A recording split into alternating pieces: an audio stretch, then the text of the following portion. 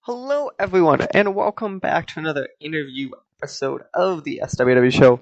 I'm Mike, and today I have with me a special guest that it's actually in American time zones for once and relatively close to mine. I've been doing a lot of international interviews recently. This is way easier to organize.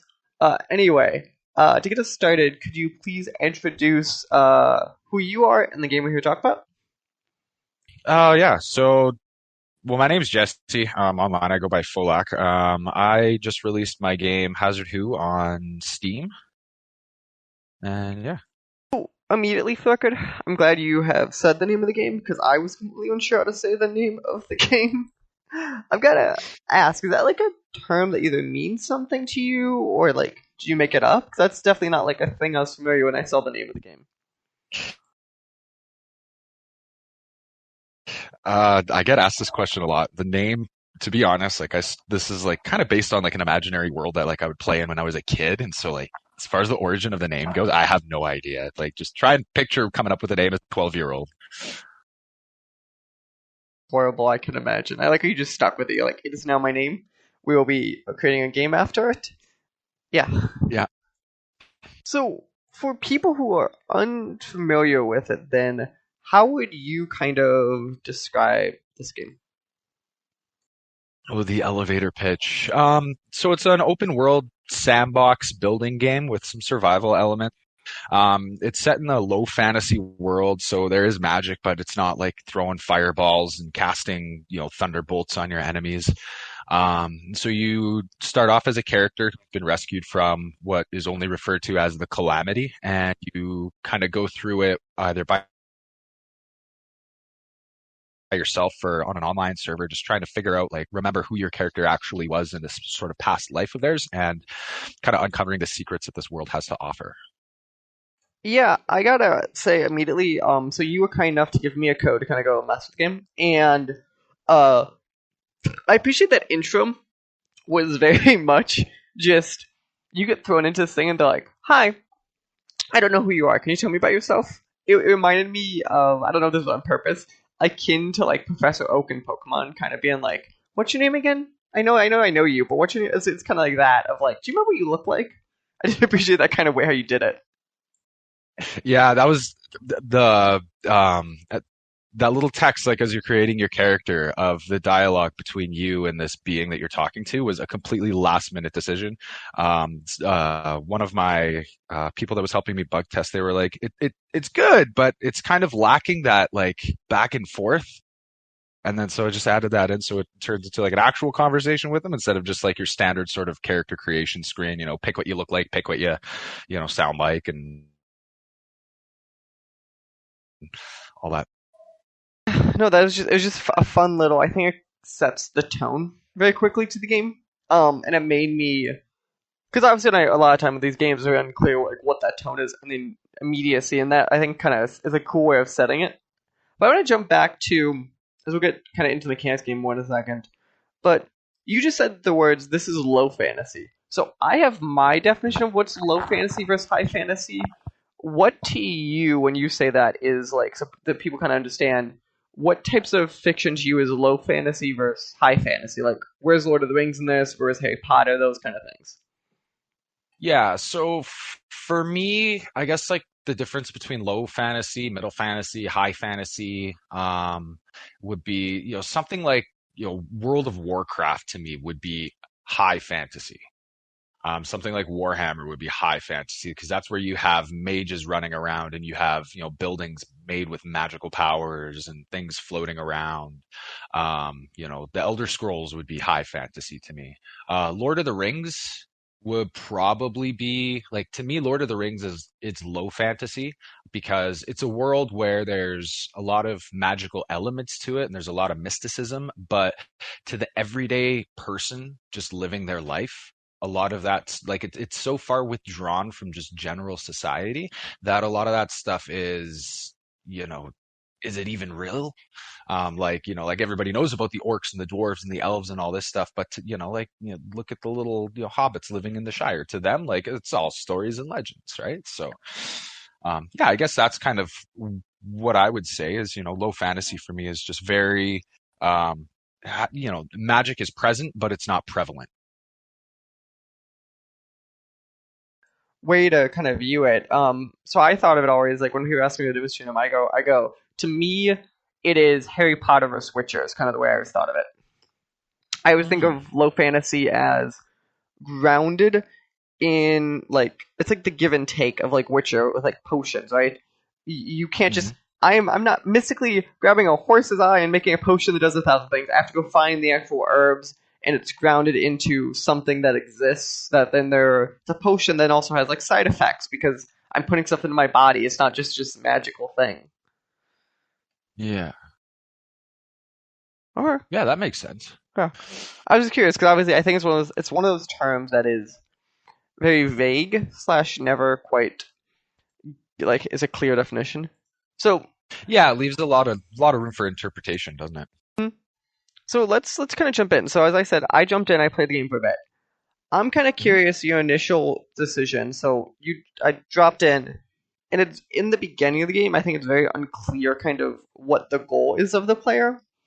Is this kind of hmm like a purposeful kind of like Minecraft Terraria X decision that like the player just kind of goes and explores, or like how like kind of let's walk through kind of like that first hour of a player playing the game. Yeah, so initially my decision was like I made the decision not to really hold players' hands because there's a lot of different things that you can do in the game. And one thing that I really appreciate when I'm playing games is not being told how to play it, but sort of figuring that stuff out for myself because to me that's a little bit more rewarding. So I wanted the game to reflect that. Um, as far as like the lack of direction and things like that, I do think, this is also my first time ever publishing a game on a wide scale like this too, right? So I think that the lack of direction might be a little bit, there might be too little direction given to the players. So, I mean, thankfully this is 2021, so I can, kind of go back and fix that a little bit. Um, but yeah, so I guess just sort of leaving things open to the players, letting them go through, figure things out on their own, and sort of figure out where they want to go next. The game does have a storyline, but ultimately, like Hazordhu is rooted in things like, I mean, people throw around terms like emergent gameplay and stuff like that, but for me, I just like to say it's a sandbox, right? Like you can follow the story and go through and figure all this stuff out, or if you want, you can just sit there, build a house, and just farm your life away and make like make a little ranch and just hang out on a server with your friends and role play for hours on end. So, Which do you prefer doing? Are you kind of like the obviously you made the story, so I assume it's not the story option. But I'm kind of curious, kind of if you were a player, kind of which would these routes you tend to go around.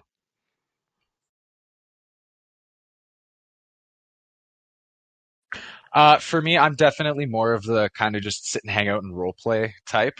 I'm a huge fan of, you know, online communities just in general.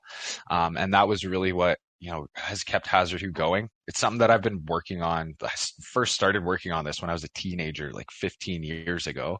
And it was just really, really simple building game that a bunch of people just started playing and we just started having fun and writing stories on. So for me, it's definitely the role play side of things. And then to kind of like tie the story into that is a lot of the elements of the story are actually drawn from things that happened in role plays between a lot of the players through different iterations of the game throughout the years.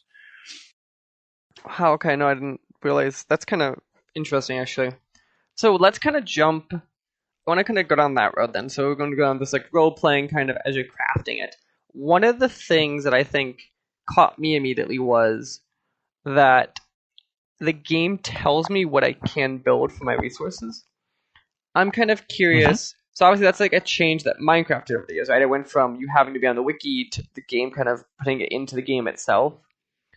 Was hmm that kind of because I'm kind of curious because to me it almost feels antithesis to a role playing game where you think you would want the player to almost discover these recipes.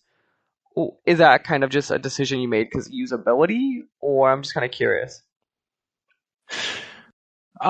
So the yeah, so viewing like, you let's say you want to build a wall, right? It'll tell you what tool you need to build that wall. It'll tell you the resources that you need in order to build that wall.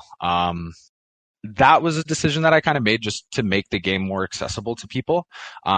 Because while like, having obscurity and like having that thrill of discovery is fun, at the end of the day, you don't want people that like, you don't want to have to like minimize out of your game to look something up and then go back and double check it. Um, so that's kind of where that decision came from.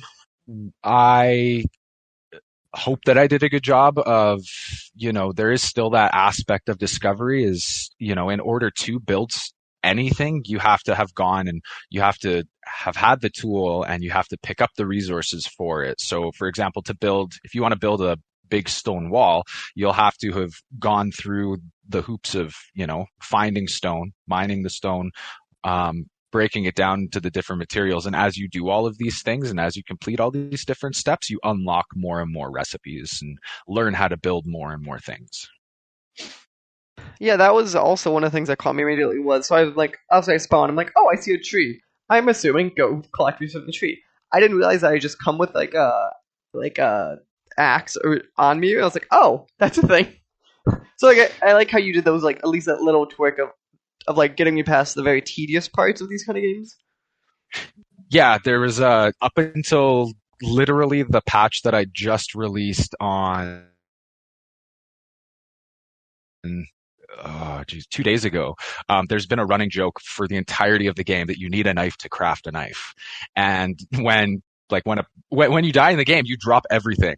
And one of the biggest pieces of feedback I got from the initial release on Steam was people saying like, hey, like my character died and I had all my stuff on them and now I don't have a knife or a hatchet and I need a log and a board and a knife to make a knife. So I had to go back and make a couple little corrections, but yeah, aside from the knife and the hatchet though, pretty much everything is be careful.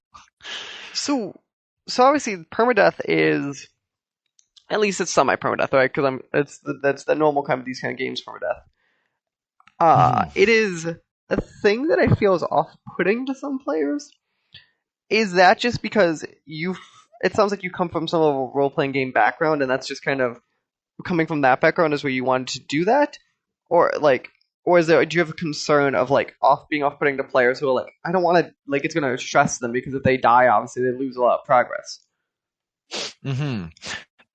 Yeah, so that's obviously a big drawback from a game that's based so heavily on the things that you have on your character as opposed to traditional skill levels. Um, as far as like being off-putting to certain players, one thing that I've been really careful to kind of think about is making sure that when somebody does die, that's not the complete end to everything.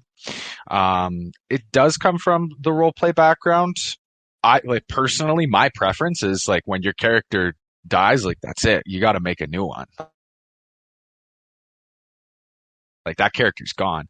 Um, but that's something that in the next few updates here, I'm working on getting some more in-depth settings for when you either start your own local game or if you wanted to start up a server to host for other people to play, where you'll be able to have settings to configure things like that to kind of tune the game to what your specific play style is. So if you are that more hardcore role player, you'll have a setting that says like when a player dies, what happens? Do they lose their character? Do they lose their inventory? Or do they just get to, respawn as you would in a traditional RPG, right? So Yeah, you're way it's nicer than definitely a me. balancing act. One of my options would be like, and the entire world just goes away. It's like, Server goes down, wipes the files. That's it.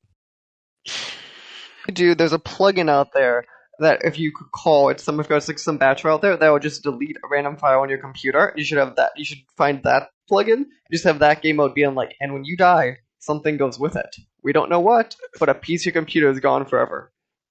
Oh, what's that old folder on Windows? I think System 32.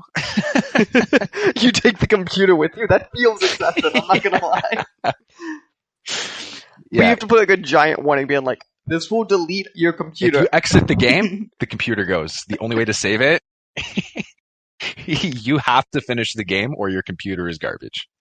Jesus, that'd be wild. And you have something in Oh, there, and you're like, yeah, and you have to open the game now once it's open, like once a week, or it's gonna do it itself. Like you have to like really scare oh people. no. So Oh man. let's assume you're not going down that road for right now. But I'm just saying Okay. you could go on that road. So you have released the game into the wild in early access. hmm How has that? So we're talking things like a couple of days old. How has this last hmm week of your life been? If you slept at all? Um, it's been a little bit stressful, to say the least. There've been a couple of hiccups. I've been getting some pretty decent sleep, not as well as I usually get. Um, yeah, it's been a roller coaster for sure. There's a lot more to, sort of releasing a game, like making a game first of all, but releasing a game than a lot of people understand. And like I said before, I think that this is my first time ever, publishing a game. And one thing that I was not expecting, even though so much reading tells you point blank about it, once you hit that big green button on Steam, that's not the finish line, that's the start line. And then all of a sudden, you're looking at things, you're staying caught up on community discussions, and you're in your Discord all the time, just trying to like see what people are saying, make sure that people are talking, and that they have the right information, and if not, trying to make these last minute little course corrections. So um yeah, I even ran into a problem where I have a main server that I keep up for the game, and that was down for 2 days, because of some technical issues too. So it's been a ride for sure. No, I can. It's always just this fun level. Be like, perfect, everything's great. Hit the green button. You're like, wait, I forgot to add what? Yep. Have you? So obviously you said you released a patch like 2 days ago. Have you had any of those like weird hiccups that you're like, hmm oh, stuff, everything's broken, or has it just been like the server is the only example of that? Oh no, there's been a lot of stuff. There was a bug where literally just mousing over one specific object in the game would just crash you to the desktop. Uh, wouldn't crash the server, but and that one took a while to figure out and like actually nail down, because it's not. I hadn't made any changes to anything involving that in months, so it was just, but thankfully we were able to figure it out. Um, and then I'm actually in the middle of working on another patch, because I did a little bit of work on the save file formatting, and I've been getting reports of people that can't access their characters on their local servers. So I need to get a patch out to fix that up too. It's been just, go, go, go, putting out fires left and right. So Oh god, I hate so my pet peeve I hate and projects I'm working on is save files. Because they're one of those things that people are like, how hard can it be to save files? And you're like, you just like have gray hair and you just stare at them. You're like, saving stuff is the worst thing in the world. yeah, it can be for sure. Especially when you're like you're doing like adjusting save files. You're like, okay, I've adjusted the save file format. Does this break anyone's past save files? hmm Well, thankfully, from what I found, the save files are there and they're intact. It's just a problem with how they're being read, so the game's just not connecting them. Which that's like not personally hard. What I've learned is So I just that's kind of keep that's very positive. It could have been could worse. have been worse. Yeah, what I do is I keep an old version of every save file somewhere in my computer, so that way I could just kind of check it against each, being like, "Does this break anything?" No, perfect. Because you always have the chance of a player who played the game in the beginning, and now they're 10 patches later and turn it back on, and now that save file can be the one they're comparing it against, and you're like, "Oh no." Yep. Yeah, my plan is to. I spent a lot of time with all of the saving, and especially being a game that, like everything is saved in real time on the server. So, like you drop a log that gets saved on the ground wherever you end up dropping it. And that's all in real time. So I had to spend a lot of time on the save stuff to A, make sure that everything was working right, but B, also to make sure that it was fast enough to actually work properly in a setting like that. So the plan was, once the game was released, never to have to touch that again. But of course, things hardly ever go as planned. And I did have to make a couple of small tweaks, but hopefully this is the end of it and everything should be smooth sailing from here on out, as far as save files go, at least. Yeah, I can imagine. I see that to me the shortcut way is every item just saves itself, but I could see processing issues very quickly on that one. Yeah. Yeah. If any student was ever like, "How do you do this?" I'm like, "Very simple. That log saves itself. He worries about his own ass. No one else. I don't care." I actually tried that way back in the beginning, and it very quickly fell apart. What you have is you're like, I have 10,000 objects all trying to simultaneously save themselves. What could go wrong? Yeah.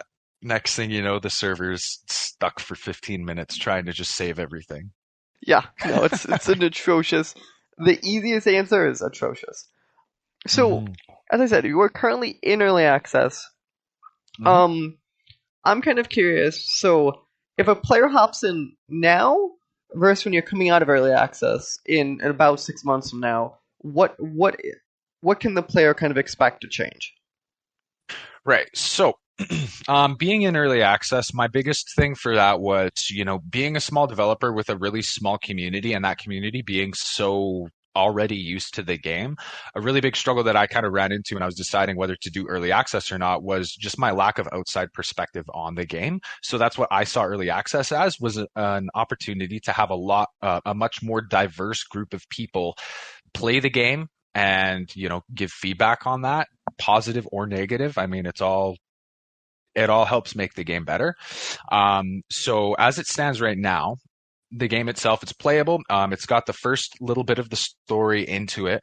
It's already got, I think it's got a few hundred different things that you can craft, different types of buildings, a whole slew of different items and equipment and systems like alchemy and hunting and reading and writing. And there's even spoken languages and stuff like that.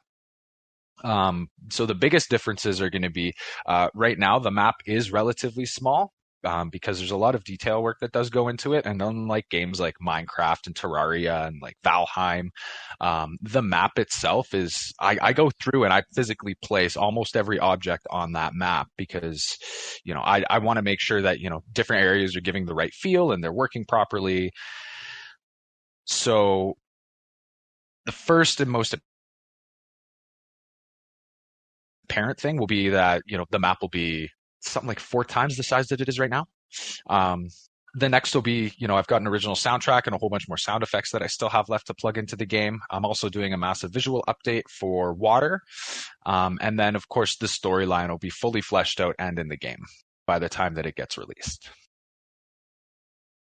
Uh, Yeah, and then there's a few other sort of not immediate systems, like not things that players will sort of have access to immediately, but things that they'll sort of unlock in like the middle and the end game towards the storyline. And those are things like a little bit more enhanced AI, really fine tuning animal breeding and things like that, and just adding in a whole bunch more creatures and all of that fun stuff and dungeons to crawl through and bosses to kill and things like that.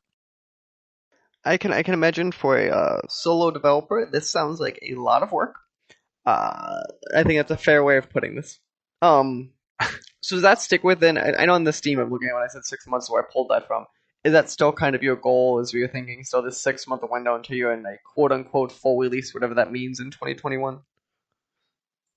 That's my plan. I mean, the best plans are often laid to waste, but so the plan is a lot of the back end work for most of these updates has already been done. It's just a matter of making sure that everything balances well together. So the plan right now is to kind of just take it easy for the next month, just as I'm gathering feedback from the people that are playing the game and making small adjustments to balancing and things like that in the meantime.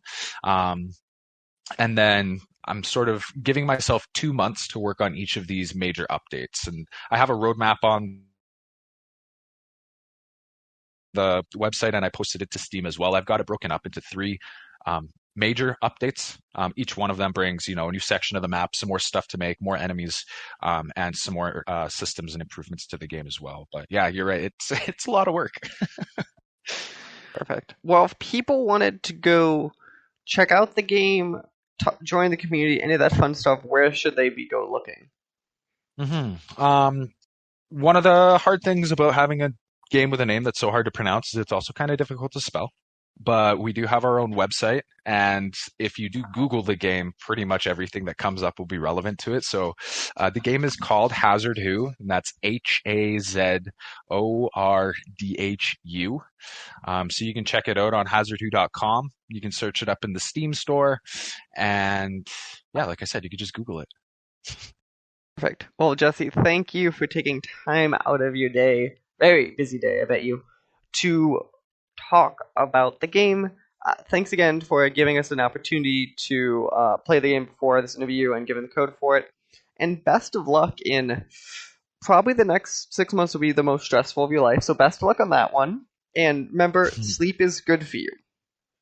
It is. That's what they say. All right. Well, thank you so much for having me, and hope to talk to you again, and hopefully with another game release in a few years. This episode is partially brought to you by the Humble Choice program. Did you know Humble Bundle has a great monthly subscription service that lets you get a ton of video games every single month? That's right, from plans range from $5 to $20 a month, you get a hold of a bunch of free games they have available to you. And you could use our code down in the description below to go and sign up. It would help our podcast and help you see what great games are available for you this month. Hello, everyone, and welcome to another interview special of the SWW show. I'm Mike, and today with me two special guests from all the way around the world, I suppose. So to get us started, I guess we'll start with Nino. If you can introduce yourself and the game we're here to talk about. Yeah, hi everyone. Thank you, Mike, for having us here. So my name is Nino. I'm a developer and co-owner of Foxy Voxel Studio, small indie studios of 7 people. We are from Serbia, and we are working on simulation sim city game going medieval. Perfect. So, yeah, so as I said, we're Nino, and then also it's Vladimir, I assume I'm pronouncing it right? Yes. Yeah. Perfect. Okay, yeah, so yeah, Cheers.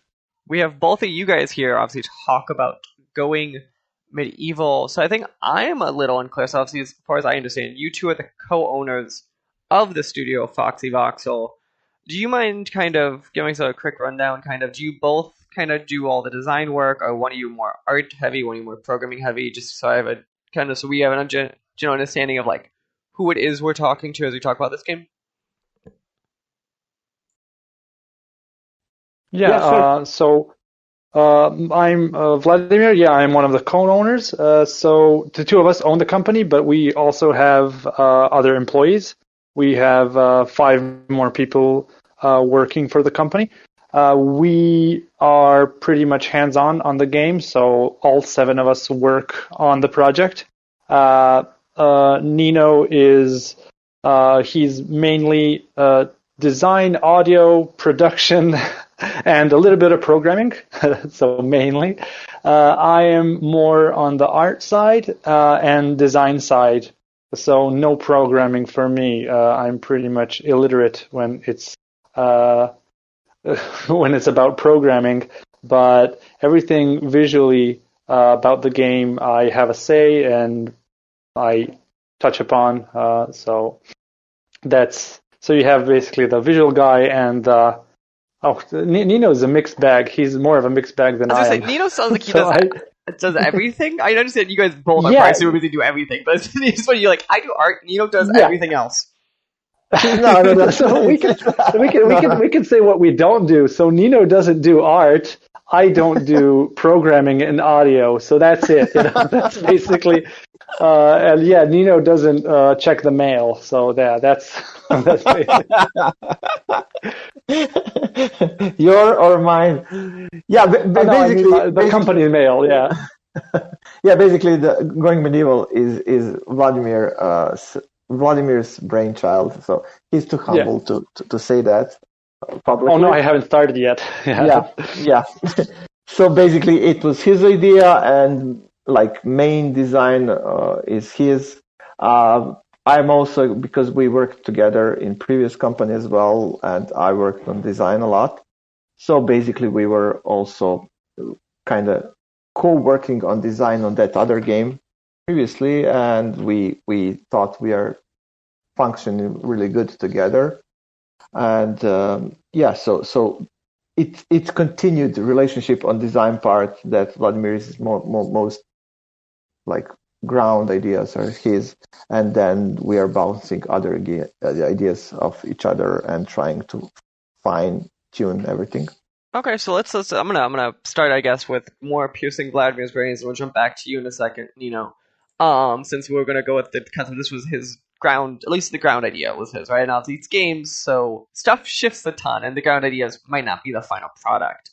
What? Yeah. So the way you described it was kind of like a city builder. And I think of it as, and maybe you guys won't too. I can see this, and I can tell you immediately this is an Eastern European style kind of game. Just looking at how you guys are doing the art and looking at it. What is the hole, either in the marketplace or that you feel something that you wanted to create that other games weren't, like that itch they weren't scratching? Where do you think this game kind of falls into that you felt like there's a game you wanted to make? Yeah. So we wanted to make a colony sim, just because we wanted to make just because I mostly because it started for me. I loved the way that you can micromanage everybody in a colony sim, and I don't like. I mean, I love city builders, of course, but the detachedness of the city builder, it was kind of cold for me from a design perspective. Like, you don't know who your people are in Stronghold and, SimCity. But here I wanted, the idea was that the player would understand the motivations of the settlers and, know them individually and grow on them individually. Something that games like RimWorld and Stoneheart do to you, like you grow on them, you tell their stories in your head. And I loved that. And I wanted to combine it with a little bit of Stronghold, like building your massive castle and giving the player the freedom to build interesting structures and make those structures matter when defense is there, when somebody is attacking you. That's why we needed that combat element in the game, so that the player would have a meaning why he's building those giant walls. So that was kind of the itch we wanted to scratch from. Also, so let's say the itch is RimWorld meets Stronghold. I know it sounds like a huge thing. We're not even those are our inspirations, and we're not trying to copy them, of course. But those are kind of that's the niche we want to get into. The medieval settings also plays into that because I love that like nitty-gritty hands-on construction where everything was done by hand. You see the resource in the wild like clay, and you can bake it into a brick and make a brick wall. That's very appealing to me, so and I think it's appealing to the players also. I was gonna say, so it's kind of like, obviously you're a lot different, but it's kind of like, to me, the idea that I think it's an itch that Minecraft actually scratches really well is I see a resource, I can go actually touch that actual mine of that resource and go make it to something else. Yes, but like putting it not in the first-person perspective, more of a like settlement perspective, where you have this nice code. So it's not like open world. I know a lot of people love the open world. It is, that exploration part is fantastic, but I love the part where we have this map, this chunk of land, and you can terraform it, and you can make something. You can see how it looked like in the beginning. There's trees, there's bushes, there's everything, and then as you play, you see like your town growing slowly, and every piece of wall was put there by you. So there's a freedom there, and it kind of sometimes looks like a bit overwhelming, like designing every room, everything. But I think the joy of making everything fit together and designing the way you want is like it's awesome. It's not like a prefab of a structure that you just place and you're thinking about the street. Here you're thinking about every nook and cranny, And also, like the medieval settings is also important. I think that is something that's is interesting to. It's having a great comeback now. Everybody is, there's a trend in medieval games. That trend started when we started working on the game, but now you can see it in full throttle with Medieval Dynasty and a lot of other cool games that are coming out at this moment. So I'm curious, kind of, and this guy should kind of expand to both of you as we kind of talk about the programming and the design of this some more. So, one to me, what stands out about Medieval from a structural game point of view is the inherent limitations that the player has in both tools at their disposal and stuff they can make. So, obviously, they can't make a car, right? Because it's medieval. I'm getting curious with both of you guys as you went through this process, how you made those limitations not only fun, but you kind of kept them in mind when designing systems that the player had to be able to understand. Like, what was your line of making this feel realistic for the time versus, let's be honest, usable and fun for the players because sometimes they're at odds with each other? Well, we always have for this kind of design decisions, of course, we go by our hunch, by our gut feeling. But also, we are always having in mind, for a person who likes medieval fantasy and not fantasy as in high fantasy, but to fantasize about medieval times, and which is in our game, we are trying to make it really realistic and without any fantasy. So we are trying to imagine that kind of player and to see, what those people would like to role play in game. And because it's medieval times and it is kind of in common consciousness what kind of times those were, although it's really skewed by the film industry, how things really were at that time. But there is some common sense, and then it's very logical that if you make a fire, you can make a meal on it, and also it warms you up.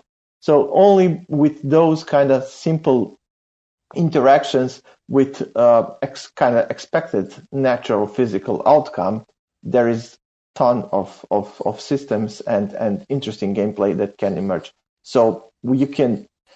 There are obvious, limitations for this kind of game. We don't have conveyor belts, which it's not really that kind of game, but someone will ask for it, and but in these medieval settings we have pretty good explanation why we don't have them, or there is no machine guns or bombs or whatever. So basically, bombs, maybe, yeah, one day. Okay, there was gunpowder, so back then, but it wasn't that much in use. But this is kind of, and generally in any kind of creative art or of creative work, limitations only propel imagination and make you make more interesting things, in my opinion. Guys, line of balance between what I would define as pop culture Hollywood medieval versus real life medieval. That's interesting. It's a very interesting question. It's a blurry line. Sometimes we would think about even real life things that we know. I mean, we're from a rural part of. I'm from a rural town. Nina is from a bit bigger town, of course, but we know about a lot of things like agriculture and stuff that was done by hand, how it looked like. And some of those things are just like talking about let's talk about just medieval tech. I mean, we have stories from our grandparents and stuff, how land was done with oxes and without tractors and stuff like that. So we talk about those things a lot. And we always opt for it doesn't feel fun. If it doesn't feel fun, if it's just tedious, then let's not use it. And for the combat stuff and stuff like that, it's even harder because we don't have a point of reference from own knowledge. We only have we read this in a book that a sword wasn't useful, but in every Hollywood movie a sword is useful. And from a gameplay perspective, the player will want to use a sword and will want to perceive the sword as something better than an axe. And that wasn't realistic, but we're going to put it in because we don't want the player to feel alienated a lot because it's not that kind of it's supposed to be fun at the end. It's not supposed to be punishing for the player to not. So yeah, it's a fine line that we have to walk, and we have to make interesting decisions from time to time. I mean, interesting, like just an interesting tidbit. I wanted the spear to be a much stronger weapon in the game, and I designed it from the beginning like that. It's just like, oh, it has greater damage, it has better reach. But then when we needed to produce it in the game, you need wood and you need a little bit of metal. For a sword, you need a lot of metal, and then it made the sword totally obsolete. It didn't make any sense to even have swords in the game. If you make a spear, then you have good fighters on your hand. But then we needed to make that compromise to like make the player work for that sword, make steel, make a stronger sword, have a good blacksmith to be able to create it, and then reward the player. Okay, now you have a very strong weapon. Now we have a powerful weapon, and we needed to nerf the spear because of that. And I'm pretty sad because of it. Maybe we'll find some nice balance later on where the spear has different abilities. I don't know, it can reach on the first level of a wall or something like that. But for now, it's a nerfed weapon, and I'm sad about it. But I think at the moment, it's a better solution. It's a better decision than going in realistically, because people are going to play for honor and be like, okay, the two-handed sword is a powerful weapon. Why is it not powerful in this game? I mean, nobody's going to say that like that. But I don't want the players to our players to get feel that the game is janky because of it. One moment you even mentioned that our game looks European, Eastern European. So I immediately thought like, okay, you think it's Eurojank.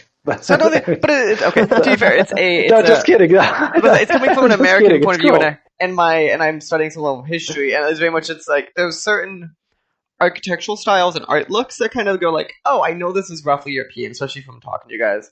And I could be like, is it Eastern or Western? Castles have a little different look to them, depending which art style it is. Yeah. Yes. So basically, we are always opting out when we can for historic accuracy, where we can.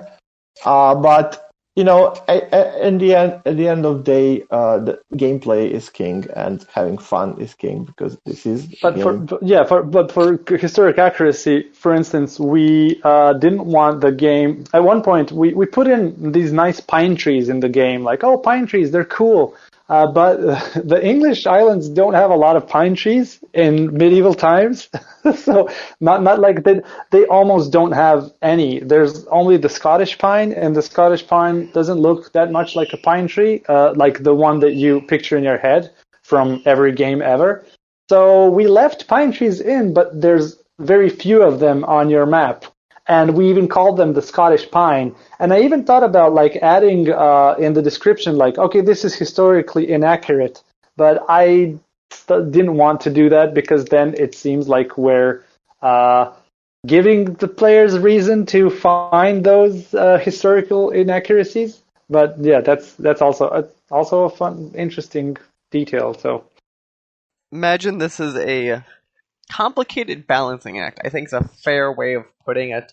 I kind of jumped to what is interesting so in games like this, obviously, we talked about so far that you guys made it so you see a resource, you kind of build upon, and you create your castle. I want to jump back to this thing that I don't remember which one you was talking about it, where like the villagers have some level of you care about them was kind of like the goal in the beginning of creating this. How do you guys get that across? I assume one of the ways to do that is to limit the amount of villagers or people. So if I have 1,000 of them, I might not care about the individual. How are you limiting that with the idea of making sure the game still feels like there's a scale to it that matters, versus being like, I have 2 villagers, how much can I actually get done? Like this, I'm kind of curious on that level of the balancing act. Well, do you want? We are. Okay. Yeah. I can go. Then you can fill in what I missed. So basically, we are trying wherever we can to soft lock things. Not to put any like real block like, okay, you could have 20 villagers and then no one new will come to you. So we are trying to give player reason if they have too many villagers not to have too many villagers. And those systems are not fully yet in place, as we are focusing on like early to mid game, and these are like really heavy late game mechanics. So basically, yeah, you can have more villagers if you want to, but basically, as stronger you grow, the bigger armies, or the more powerful enemies will get to you. For example, that's one of the soft locks we have in place. But of course, as in any game, after some time you can be really strong. But going medieval is not really about. It's really more thought of like sandboxy game. So having enemies attacking you is just one mode. You can play without enemies completely and just focus on building. And then in that case, you need more villagers, of course, to build faster. Yeah, and it kind of there is that one problem, as you mentioned, because having like imagine playing Sims, and you have 4 Sims, and you love your family of Simses, and then you at one point you want to play the game like you want to have 50 Sims in your house. I don't know if I can't remember the last time I played Sims, if that's even possible. But if that's your thing, if the game is a sandbox and that's your thing, you can do it. We're not at one point. Yeah, we're gonna slow down the player. So when he gets over 20 settlers, it's gonna be a hard road to the 30th one. But we don't want to stop the player. If the player wants to do it, it's okay. And if he's playing that much hours and then the game starts to stutter and it's weird to have to control 30 people at the same time, I mean, that's on the player. I think that's kind of cool. We're going to do as much as we can so it doesn't stutter, of course, but the sweet spot, I think, is like 12, 15 villagers for me. After that, it's kind of, you don't know who is who. You're just letting them do things autonomously. And the moment you think about your settlers as autonomous, like people just doing their daily routine, then it becomes something more similar to the settlers or something like that, where and then the game is just a bad settlers, like that's not the point of the game. Then the game becomes not interesting because they don't have that complex production chains. Their production chains are fairly simple. It's more of a like you need to feel about them, but the game isn't. It's not. We try as much as we can to convey that it's not having more villagers is not your. It's not what you need to do. It's not your goal to have more villagers. And at the moment, the game doesn't have any like end game goals. We have a lot of them planned, but